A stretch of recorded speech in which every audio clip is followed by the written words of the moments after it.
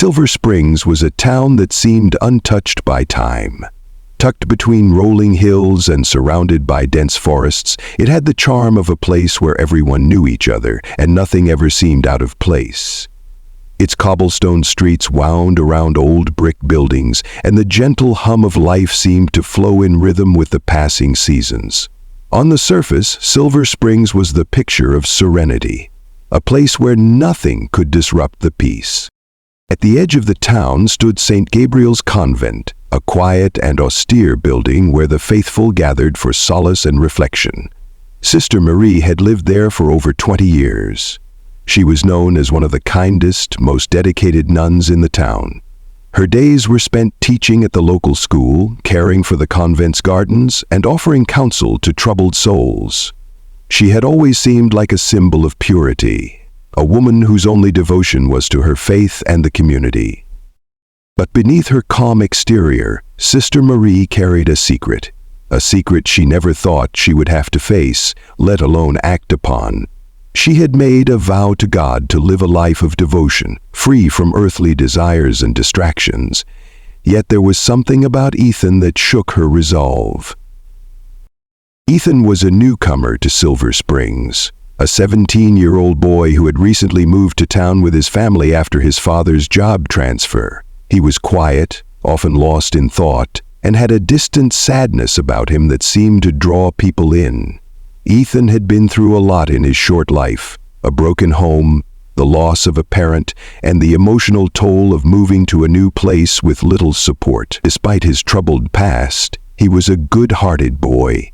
His eyes were filled with curiosity, but there was also a weariness to them that belied his age.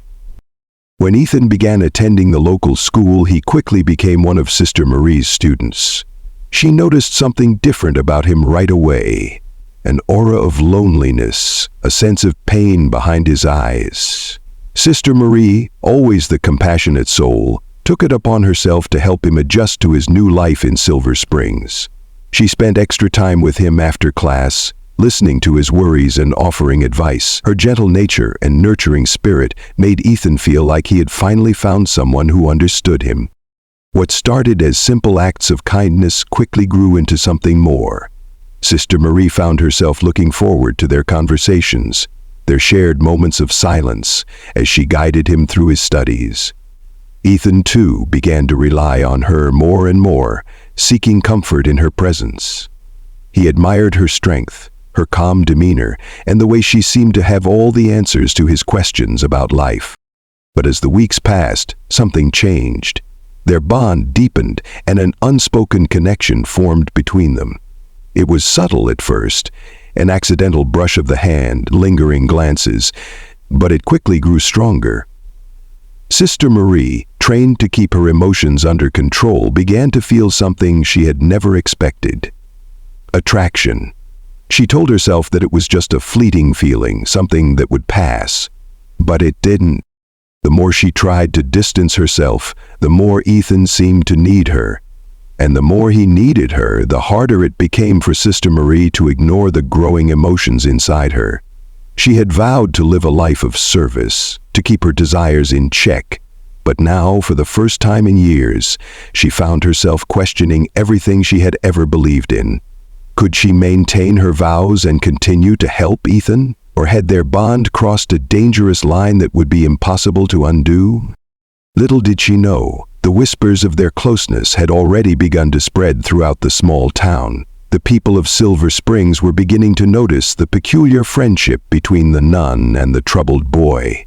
At first, they dismissed it as nothing more than an innocent teacher-student relationship.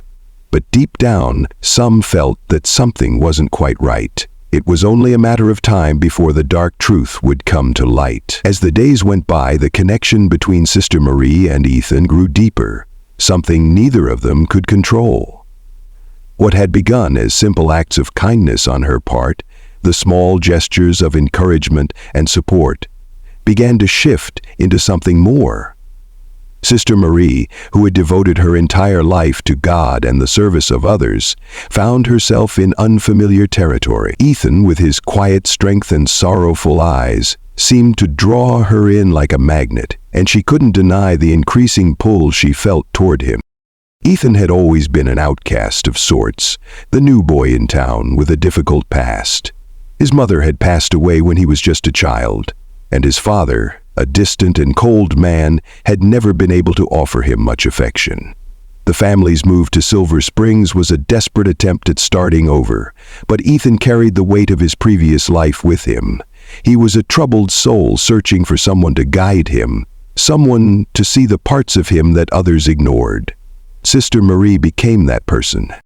At first their meeting seemed entirely innocent. They spoke about his struggles at school, his hopes for the future, and the pain he carried from the past.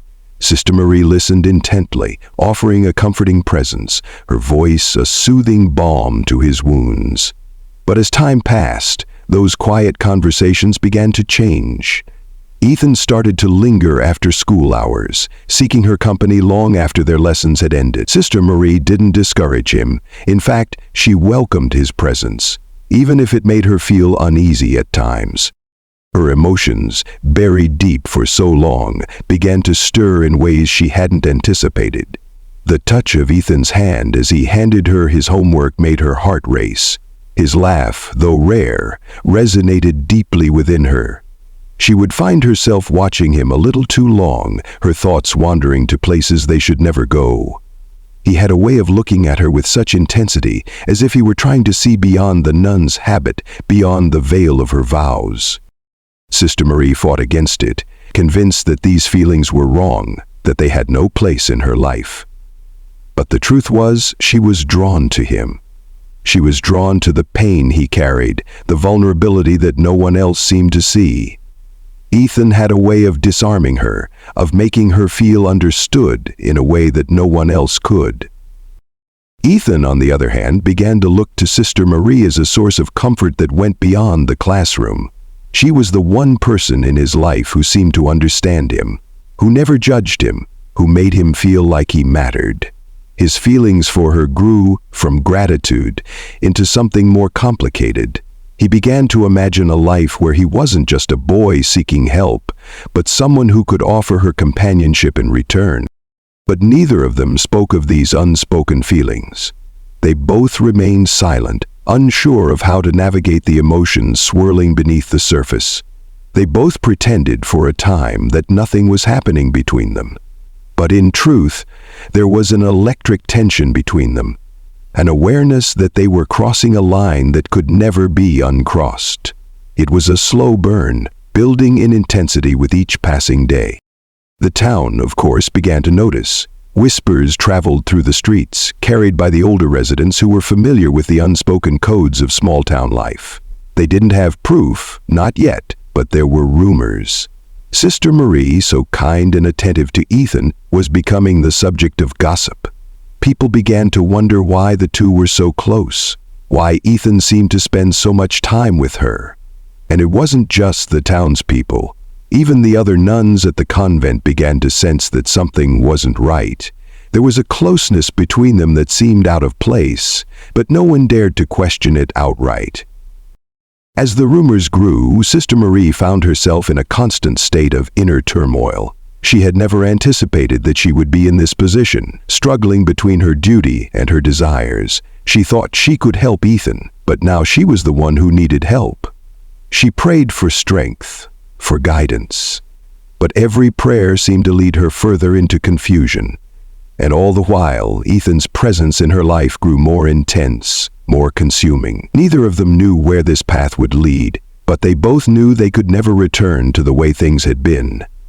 The quiet town of Silver Springs was about to be shaken by a secret that would change everything.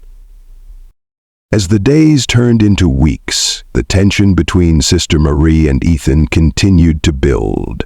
What had once been innocent gestures and fleeting moments of connection had now become something darker, more dangerous. The small town of Silver Springs, which had always been known for its simplicity and peace, was beginning to whisper. People began to notice the way Sister Marie's eyes lingered on Ethan just a moment too long, or how she would smile at him with a softness reserved for someone far more intimate than a student. Their strange closeness had caught the attention of the townsfolk, though no one dared speak openly of it. It was only a matter of time before someone would put the pieces together. The first clue came when an elderly neighbor, Mrs. Patterson, was walking her dog near the convent late one evening. As she passed the convent, she happened to glance up at Sister Marie's window and saw something that made her heart stop. Through the curtains, she could just make out the silhouette of Ethan standing in the shadows of the room. She had seen him leaving the convent before, but never at this hour, and certainly not after dark. Mrs. Patterson didn't immediately know what to make of it. Maybe the boy was lost, or maybe he was waiting for the nun to help him with some schoolwork. But there was something unsettling about the way the scene unfolded. The door to the convent opened quietly, and the two figures, Sister Marie and Ethan, were seen talking in the garden below. There was an unmistakable intimacy in the way they stood together, too close, too comfortable. Mrs. Patterson's heart pounded as she turned away quickly, deciding to keep what she had seen to herself. For now. But the rumors couldn't be kept in the dark for long. The next day, Mrs. Patterson mentioned it in passing to her neighbor, who in turn told a friend. Before the week was out, people in Silver Springs began whispering about the late-night visits, about the closeness between the nun and the troubled boy. It was a quiet scandal, carried on hushed voices and careful glances. People were uneasy, but unsure of how to address it. After all, Sister Marie was a beloved figure in the town, a woman who had devoted her life to helping others. Could she really be involved in something so wrong? It wasn't long before the whispers reached the sheriff's office. Sheriff Turner, a man known for his no-nonsense approach, had always taken a keen interest in keeping Silver Springs free of trouble. He had noticed the unusual visits and had heard the rumors. Though he didn't believe them at first, his instincts told him something wasn't right. He decided to pay a visit to the convent, hoping to get to the bottom of what was going on. Sister Marie was hesitant when he arrived. She knew what he was there to ask. She had been avoiding the truth for weeks, burying the growing sense of guilt deep within herself. She had convinced herself that she was helping Ethan, that her actions were justifiable. But now, with the sheriff standing at her door, she knew she could no longer pretend. The sheriff didn't waste time with pleasantries. He asked her about the late-night meetings, about Ethan's frequent visits. Sister Marie, despite the knot in her stomach, told him the truth. Ethan had been struggling with his studies, with his past, and she had been trying to help him. She explained how they'd been talking about his life, his family, and his hopes for the future. She insisted that there was nothing inappropriate, nothing untoward about their interactions. But even as she spoke the words, she couldn't help but feel a deep sense of shame. Her voice trembled, her hands shook. The sheriff was not convinced. He had seen enough in his years of service to recognize when something was off. He asked if he could look around the convent, speak to the other nuns. Sister Marie reluctantly agreed, knowing that the truth would eventually surface. As the investigation deepened, more uncomfortable truths began to emerge. The sheriff found letters hidden in a drawer in Sister Marie's room. Letters from Ethan, written in a frantic, desperate hand. They spoke of feelings that went far beyond the boundaries of their relationship. There were also photographs, candid shots of the two of them seemingly unaware that they were being watched. And then, the most damning evidence. A small, unassuming gift from Ethan, an intricate silver pendant hidden under Sister Marie's bed. It was clear now that their connection had crossed a dangerous line. The sheriff took all of the evidence back to his office. He knew the town's reputation would be at stake, but he also knew he couldn't ignore what he had uncovered. The whispers had already begun to turn into accusations. People were beginning to talk openly about what they suspected had been happening in the convent. The tension in Silver Springs reached its breaking point when Ethan was found dead. It happened just days after the sheriff's visit to the convent, when the rumors had reached their peak. Everyone in town had been watching Sister Marie, waiting for the storm to finally hit. But no one could have foreseen the dark turn the story would take. It was a cold morning when the body was discovered. A local farmer walking his dog near the edge of the forest stumbled upon something that made his stomach turn. There, on the damp forest floor, lay Ethan. His lifeless body was half hidden by underbrush, his clothes soaked in the early morning dew. The young boy was cold, his face pale and expressionless. A single gunshot wound to his chest was the only sign of what had happened. There was no sign of a struggle, no indication of who had done this to him, just a body, cold and alone in the woods. The discovery sent shockwaves through the town. The sheriff, already investigating the rumors about Sister Marie, immediately launched a full-scale investigation. The townspeople, horrified by the murder, couldn't stop whispering, "Who could have killed the young boy and why?" The first thought that crossed everyone's mind was that it must have been someone connected to Sister Marie. The town had already speculated that the relationship between the nun and Ethan was inappropriate, and now with his death, it seemed all too easy to blame her. Sheriff Turner was quick to focus his investigation on the convent. He interviewed the other nuns, trying to piece together what had happened in the days leading up to Ethan's death. Most of them claimed they hadn't seen anything unusual, though their nervousness was palpable. None could offer any helpful information. Sister Marie, however, seemed to have an uncanny calm about her. When the sheriff came to her for questioning, she didn't flinch or show any signs of guilt. She was, instead, composed, almost distant. "I don't know why someone would want to hurt him," she told the sheriff, her voice steady but hollow. "Ethan was troubled, but he didn't deserve this." Her words seemed genuine, but the sheriff wasn't convinced. He had spent enough years in law enforcement to know when someone was hiding something. The evidence he had gathered so far suggested a deeper connection between the nun and the boy. He couldn't ignore the possibility that she might know more than she was letting on. As the days passed, the investigation revealed little new information. The town was on edge and suspicions ran high. People began to question every detail of the relationship between Ethan and Sister Marie. What could have gone wrong? What had pushed someone to kill the boy? The whispers became louder, and the town's sense of normalcy seemed to collapse under the weight of the tragedy. Then the sheriff received a call from an anonymous tipster. The caller, who refused to reveal their identity, claimed to know what had happened the night Ethan was killed. The tip was chilling and pointed to someone no one had expected: Ethan's father. The sheriff was stunned. Ethan's father, a man who had barely been a part of his son's life, had always been a shadow in the background. He wasn't involved in the town's gossip, wasn't seen often around town. But the tipster claimed that Ethan's father had discovered his son's relationship with Sister Marie and had confronted him about it in a violent rage. With this new lead, the sheriff's team began investigating Ethan's father's whereabouts on the night of the murder. It wasn't long before they uncovered something that would change everything. Ethan's father had been drinking heavily that night. He had been seen near the forest, and there was a witness who remembered hearing shouting from the direction of his home just hours before Ethan was found dead. The pieces started to fall into place. Ethan's father, in a fit of jealousy and anger, had found out about the affair between his son and Sister Marie. Consumed by rage, he had gone after Ethan, confronting him in the woods and ultimately pulling the trigger. When they confronted him, Ethan's father broke down. He admitted to the murder, his voice cracking with remorse. The whole town had been blindsided. No one had suspected him, and no one had imagined that the boy's death was tied to his father's unresolved pain.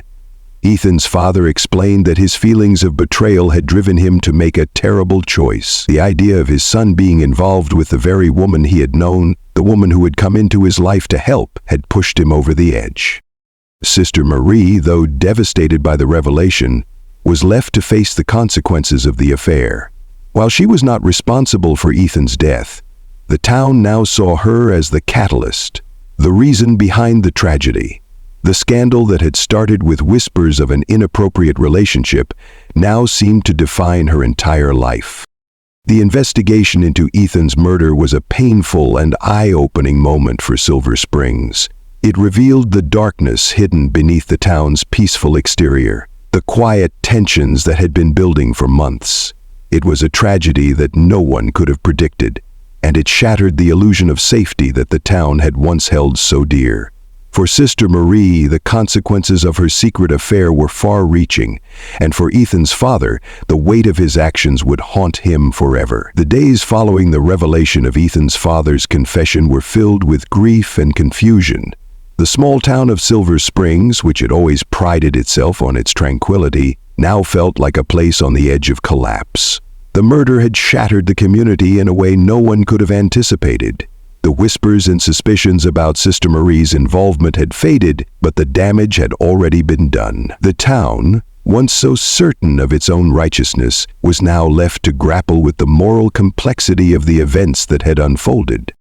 Sister Marie was devastated, but not in the way people expected. It wasn't anger or disbelief that consumed her, but a profound sense of loss. She had lost Ethan, the boy she had grown so fond of, the boy she had tried to help despite her own turmoil. She had lost the trust of the community, and she had lost herself in the process. The guilt weighed heavily on her heart, even though she knew she hadn't pulled the trigger. She wondered if things could have been different, if she could have kept her feelings in check, if she had seen the danger in crossing boundaries that were never meant to be crossed. But for her, the pain wasn't just the loss of Ethan or the destruction of her reputation. It was the realization that her role in his life had been far more significant than she had ever intended. She had become not only his mentor and guide, but also his emotional crutch. In her efforts to help him, she had become entangled in a dangerous web of affection and desire. And now, Ethan was gone, murdered by his own father, the man who should have protected him, but who instead had let his rage consume him.